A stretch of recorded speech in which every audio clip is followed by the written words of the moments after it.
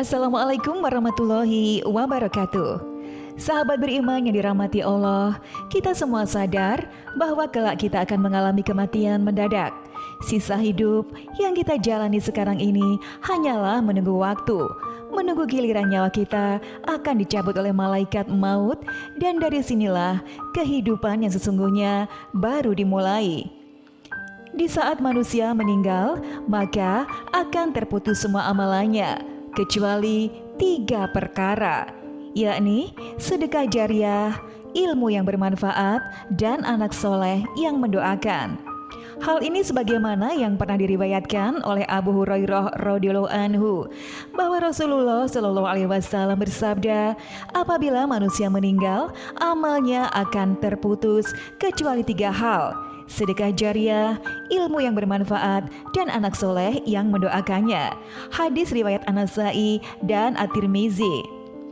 Sebagai seorang muslim yang sadar akan pentingnya bekal amal di hari kiamat, tentu akan sangat berharap amal yang pernah dikerjakannya semasa hidupnya bisa menghantarkannya menuju surga yang telah Allah sediakan.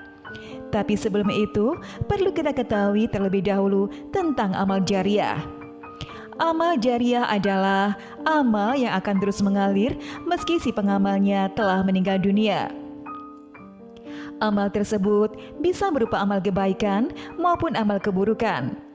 Ketika semasa hidup kita gemar melakukan sedekah jariah, maka pahala sedekah tersebut akan terus mengalir sekalipun kita telah meninggal dunia. Kita akan terus mendapatkan kucuran pahala selama harta atau tenaga yang kita sedekahkan masih dimanfaatkan atau membawa manfaat bagi kaum muslimin lainnya. Begitu juga dengan amal keburukan yang pernah kita kerjakan semasa hidup di dunia, kita pun akan terus mendapatkan kucuran dosa meskipun kita telah meninggal dunia. Betapa menyedihkannya nasib seorang mukmin yang telah meninggal namun terjerumus ke dalam dosa jariah. Satu hal yang perlu kita semua ketahui adalah apa yang malaikat catat dari kehidupan kita tidak hanya aktivitas dan amalan yang kita kerjakan, namun juga dampak dan pengaruh dari aktivitas dan amalan kita. Dalam Quran surat Yasin ayat 12, Allah Subhanahu wa taala sudah berfirman, sesungguhnya kami menghidupkan orang-orang mati dan kami menuliskan apa yang telah mereka kerjakan dan berkas-berkas yang mereka tinggalkan, dan segala sesuatu yang kami kumpulkan dalam kitab induk yang nyata. Dari ayat tersebut dapat kita simpulkan bahwa orang yang melakukan amal dan aktivitas yang baik, maka insya Allah Allah Subhanahu wa taala akan mencatat amal baik itu dan memberikan ganjaran dari apa yang diamalkan. Oleh karena itu, agama Islam mengajarkan umatnya untuk melakukan amal kebaikan, yang mana amal tersebut bisa memberikan pengaruh baik bagi masyarakat luas. Insya Allah dengan begitu, kita akan mendapatkan pahala dari amal yang kita kerjakan, sekaligus dampak baiknya.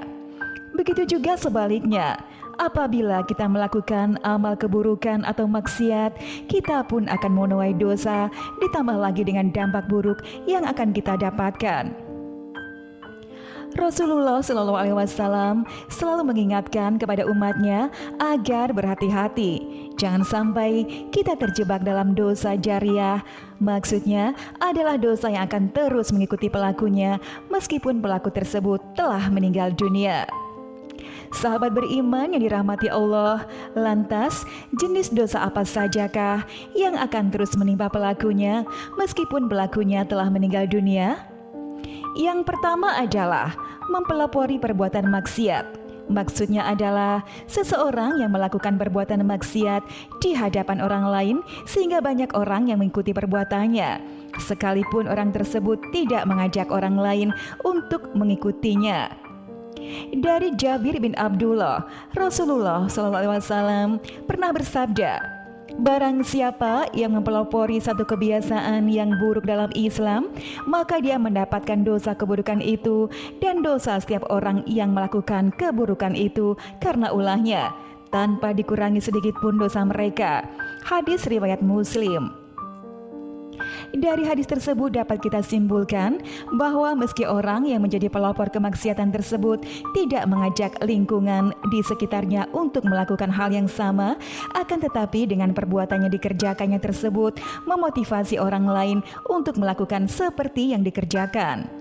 Padahal kita semua tahu celana pendek hanya boleh digunakan ketika berada di rumah saja. Mungkin benar wanita yang pertama kali memakai celana pendek tersebutlah yang tidak mengajak orang lain secara terang-terangan. Namun mengingat wanita tersebut menjadi pelopornya, kemudian banyak orang yang meniru, maka ia pun mendapatkan kucuran dosa dari semua orang yang menirunya tanpa dikurangi sedikit pun, sekalipun pelopor wanita yang mengenakan celana pendek tersebut sudah meninggal dunia. Yang kedua adalah mengajak melakukan kesesatan dan maksiat. Seseorang yang menyuruh atau mengajak kepada perbuatan dosa akan mendapatkan pula dosa dari para pengikutnya. Hal ini telah dijelaskan oleh Allah Subhanahu wa taala yang tertuang dalam Quran surat An-Nahl ayat 25. Mereka akan memikul dosa-dosanya dengan penuh pada hari kiamat. Dan berikut dosa-dosa orang yang mereka sesatkan yang tidak mengetahui sedikit pun bahwa mereka disesatkan. Orang-orang yang termasuk dalam dosa ini adalah para pendakwah yang menyeru kepada kemaksiatan ataupun tokoh paranormal yang mengajak kepada kesyirikan. Orang-orang inilah yang akan terus mendapatkan aliran dosa sekalipun telah meninggal dunia. Termasuk juga dalam hal ini adalah orang yang menyuruh orang lain untuk berbuat dosa meski ia sendiri tidak melakukannya, akan tetapi orang tersebut mendapatkan dosa dari orang lain yang melakukan apa yang diperintahkannya. Sepanjang masih ada manusia yang mengikutinya, menjalankan apa yang diperintahkannya, selama itu pula orang tersebut akan turut mendapatkan limpahan dosa sekalipun jasad sudah terkubur dalam tanah. Lantas, apakah yang harus kita lakukan jika ingin lepas dari dosa jariah? Sahabat beriman yang dirahmati Allah Subhanahu wa taala, tidak ada cara lain selain segera bertaubat dengan sebenar-benarnya. Taubat kepada Allah, dan jika dari perbuatan tersebut ada yang berupa materi, segeralah untuk membersihkan semuanya dengan cara beramal atau memberikannya kepada panti asuhan. Yang terpenting adalah niatkan semua itu karena Allah, atau jika kita semua masih ragu, bisa mendatangi para ulama-ulama besar. Mintalah saran dari para habib, lalu setelah itu berhentilah dan bertobatlah.